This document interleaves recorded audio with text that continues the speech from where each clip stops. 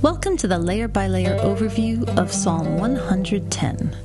A way to remember this psalm is with the phrase, "Sit at my right side." With these words, God invites a human king, from the line of David, to join him, sharing his own throne to reign over the earth together. The psalm is divided into two sections. First, a declaration from the Lord, and then an oath confirming that declaration. Each section begins with direct speech from the Lord himself, followed by comments by the psalmist. The most striking feature of these speeches is that the Lord and the psalmist are not addressing each other. They're both speaking to someone else.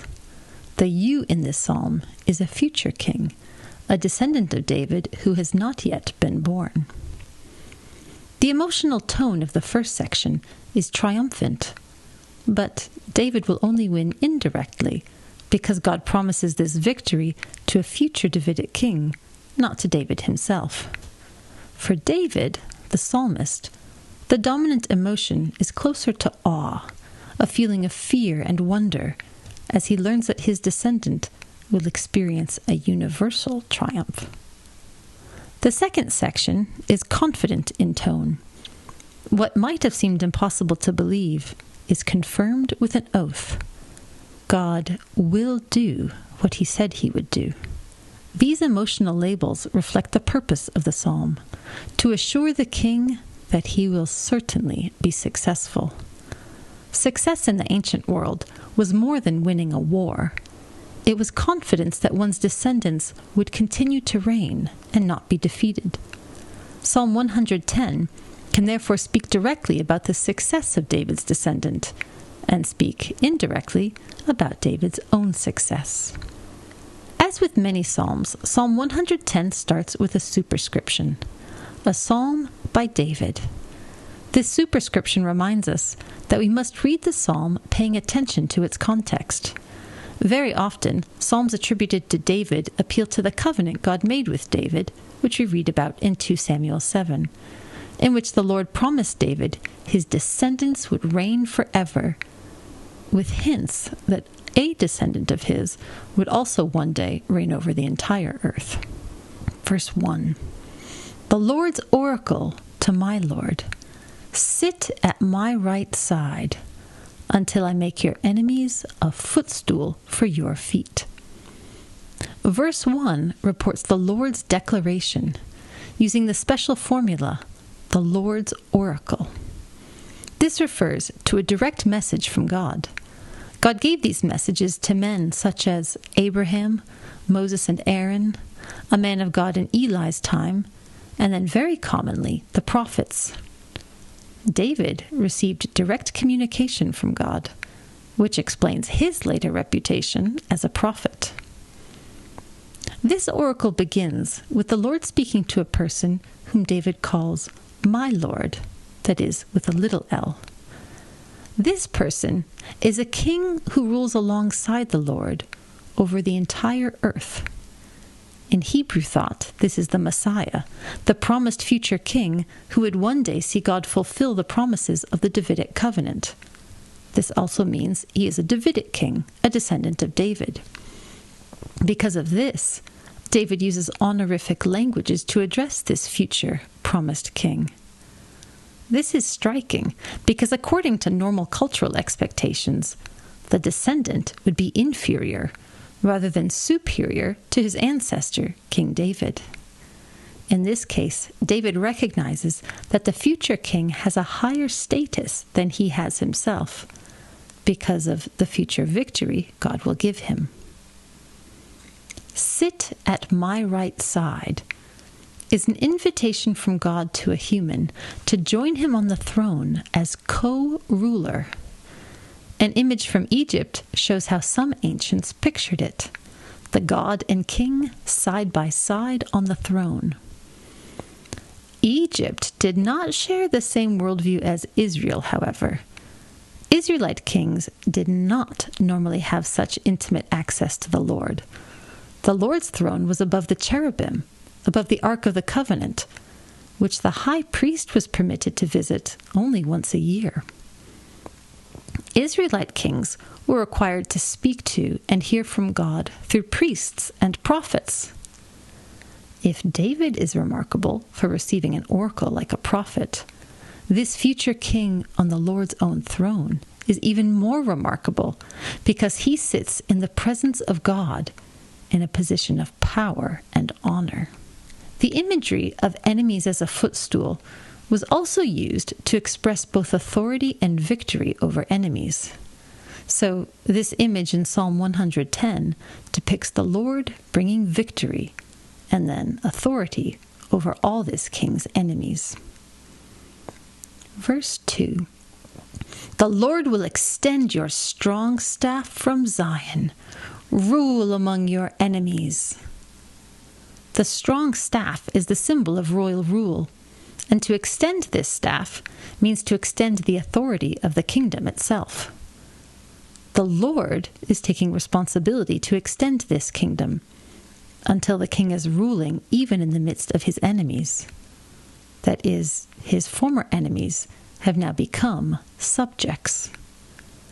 Because the borders of countries were often changing in the ancient world, the first job of a new king was to secure his boundaries and stop any rebellions. In this picture, the Lord is not merely securing boundaries, he is extending the boundaries. This is similar to the image in Psalm 2, where the Lord places his anointed on Zion and speaks of his ruling over the nations of the earth. In that image, the king uses his iron scepter, a synonym of staff here, to crush the rebellious nations. Verse 3. Your people will be willing on the day you manifest or show your power.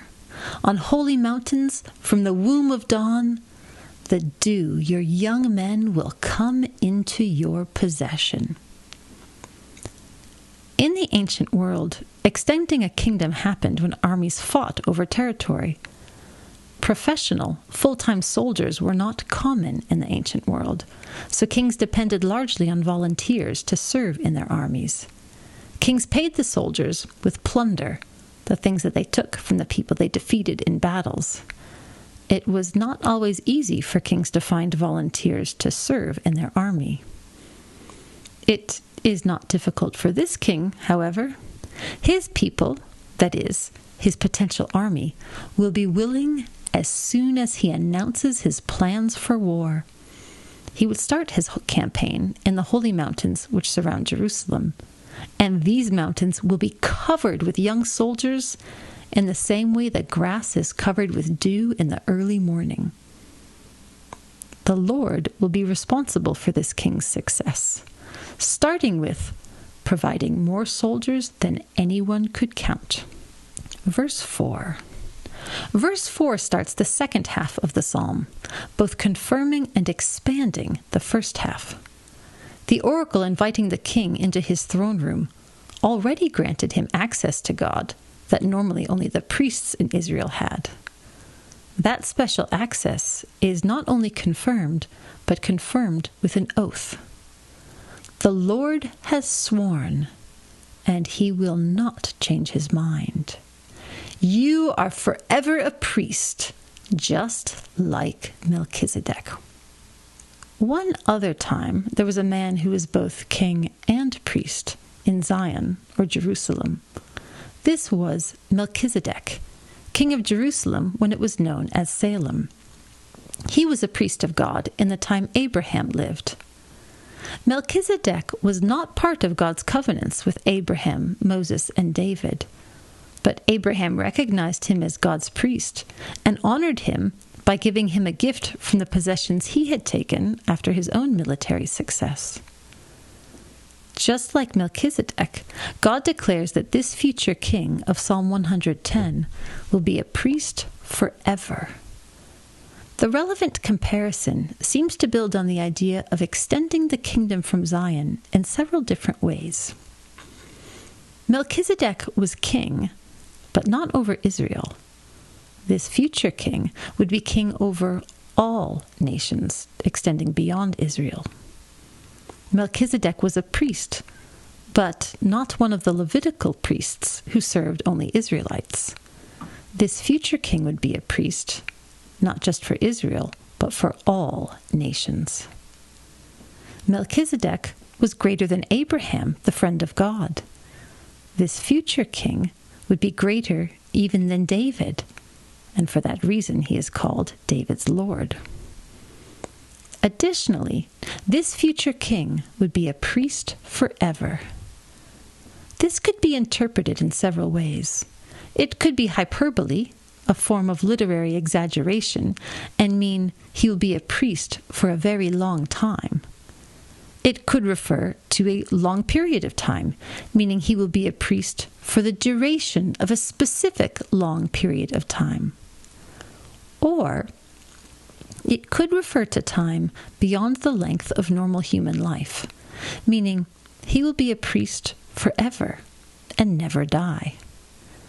Given the boldness of the rest of the psalm, the interpretation that makes the most sense in this context is this last one: a priest forever who never dies. In all of these possibilities, two aspects may be found. First, the king extends his rule beyond Israel. Second, he's able to do so because he's also a priest. He sits at God's right hand when he rules. And, as we will see, he has God with him at his right hand when he fights. Verse 5. The Lord at your right side smashed kings on the day his anger was unleashed. Verse 5 is a report of what David saw in his vision. It begins with a mirror image of verse 1. At first, the future king was invited to sit at the Lord's right side as a place of highest honor. Here, it is the Lord who is at the king's right side, fighting on his behalf. In verse 1, the Hebrew Lord with a little l refers to the king, whereas here in verse 5, it refers to God himself with a capital L. See our Poetic Features video for more on this. The word smashed, meaning to hit very hard, to break into many pieces, is important since it appears only in poetic texts and has very strong associations with violence and gore, especially smashing heads. This is God's judgment with no opportunity to escape. The word anger does not refer to God's feelings, but to God's actions as he judges the wicked people. The day his anger was unleashed refers to the day or the time he judged his enemies. In Psalm 2, the rebellious nations were compared to clay pots to be crushed by an iron scepter. They did not get a second chance. Here, the picture is of the Lord smashing kings on the day he judges them. Again, they will have no hope that he will turn back. This imagery also reminds readers of the oracle in Numbers 24. There, people from an enemy nation, Moab, hired the prophet Balaam to curse Israel. However, Balaam's oracle was the opposite of the curse that the people of Moab wanted. Balaam faithfully proclaimed the message that the Lord gave him. He prophesied of a future king of Israel, pictured as a scepter, who would smash Moab and wipe out the other nearby enemy nations. This one word, smash, therefore brings to mind a complex picture of rebellious nations being violently and decisively destroyed as judgment for their rebellion. The one to execute this judgment is the promised king in Zion. We have translated the subject of smash as the Lord with a capital L. See our exegetical issues video for the full explanation. Verse 6. He will rule among the nations whom he filled with corpses. He smashed heads across the wide world. In verse 6, there is more violence and gore. When the Lord has smashed all the rebellious kings, he will rule among them himself. Specifically, he will rule among those nations he just filled with dead bodies. This is another poetic image, which we see used in even more detail in Nahum 3. Hosts of slain and heaps of corpses, dead bodies without number. This image does not convey delight in violence, but rather that the destruction will certainly occur and that it will be complete. In the description in Nahum, Assyrians destroyed surrounding nations. Here in Psalm 110, the Lord will destroy his king's enemies. This will be a total and final destruction of the rebels, and it will lead to the Lord himself ruling. Hebrew is known for repeating the same thought in similar words. The Lord filled these nations with corpses. He also smashed heads across the wide world. This combines language from both Genesis 14, the passage about Melchizedek, and Numbers 24, the oracle of Balaam.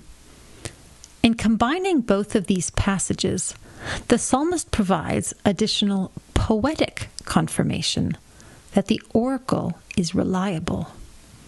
Not only did the Lord confirm his oracle with an oath, but the psalmist confirms the vision with wording from earlier scripture, which the people understood as divine revelation.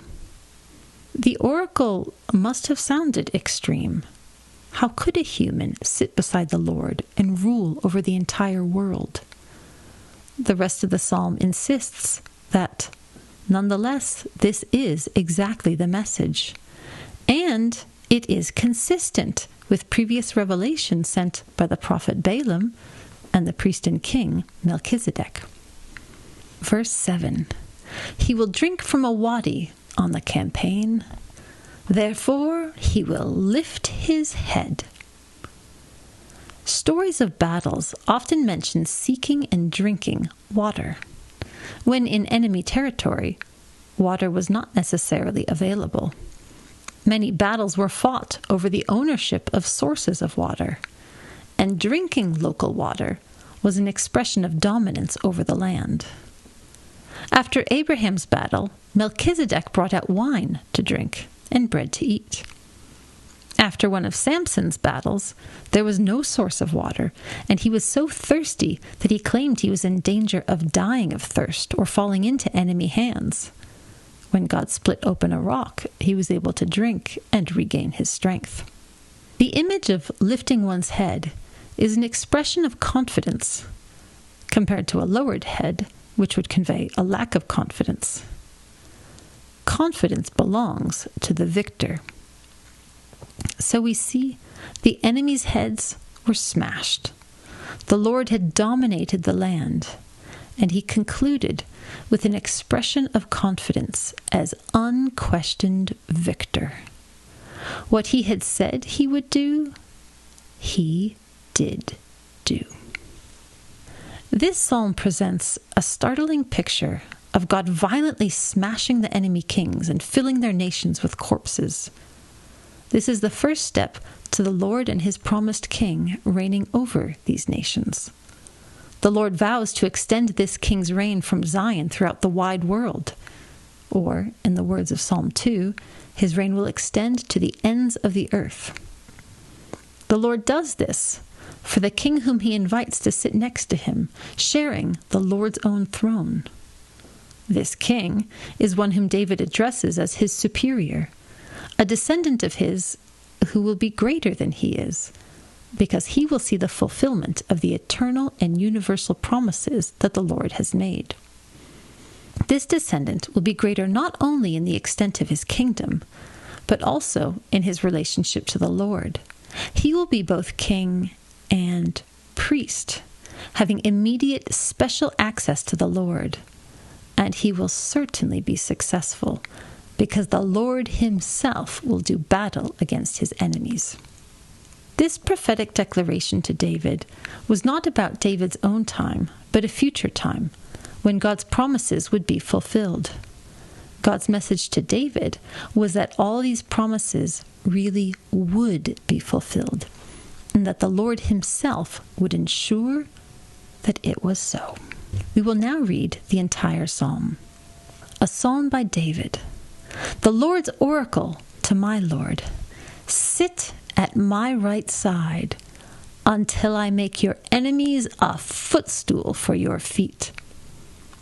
The Lord will extend your strong staff from Zion. Rule among your enemies. Your people will be willing on the day you manifest your power. On holy mountains, from the womb of dawn, the dew, your young men will come into your possession. The Lord has sworn, and he will not change his mind. You are forever a priest, just like Melchizedek. The Lord at your right side smashed kings on the day his anger was unleashed. He will rule among the nations whom he filled with corpses. He smashed heads across the wide world. He will drink from a wadi on the campaign. Therefore, he will lift his head. This has been the overview video for Psalm 110. Our goal in this video is to present a single, coherent interpretation of the psalm. Our exegetical issues video discusses other scholarly views, and our poetic features video explores the distinctively poetic nature of the psalm as Hebrew poetry. Please visit us at psalms.cdbr.org to learn more.